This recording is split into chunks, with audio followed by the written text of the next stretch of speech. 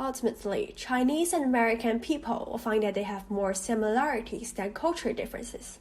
People are motivated by the same things: comfort, money, providing for the family, job satisfaction, and security.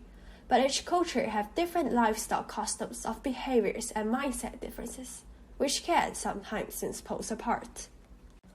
Parents in USA are generally more patient with their children and are very equal, like friends. They respect their children's choices. Whereas Chinese parents are more likely to be in control, speaking like, "Do as I say, what do children know?" In addition, parents of the US is considered to love their partners more than their children, which on the contrary, Chinese parents love their children more than their partners. So most parents have a strong desire to control their children.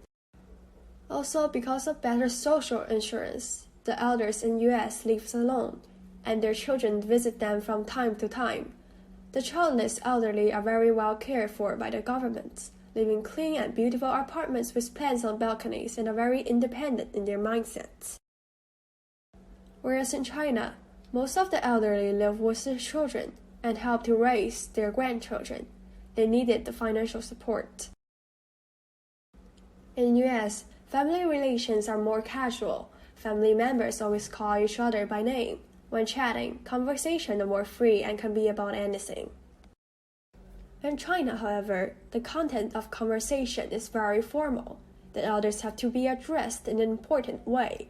For example, when they are children, the parents won't talk about man and woman.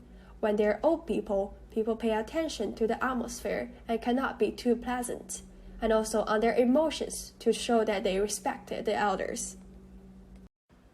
American people describe themselves in terms of their unique personal characteristics and traits. By contrast, Chinese people portray themselves in terms of their social relationships and roles. American people have a more high relational mobility. That is, their relationships are a little bit more unstable and not as long-lasting. However, Chinese people have a low relational mobility, which means that their relationships are generally more stable and long-lasting. In USA, every person who works in a company puts his or her personal target at the first place, while Chinese people have a joint target when working, which means that their goals are the same as the company's.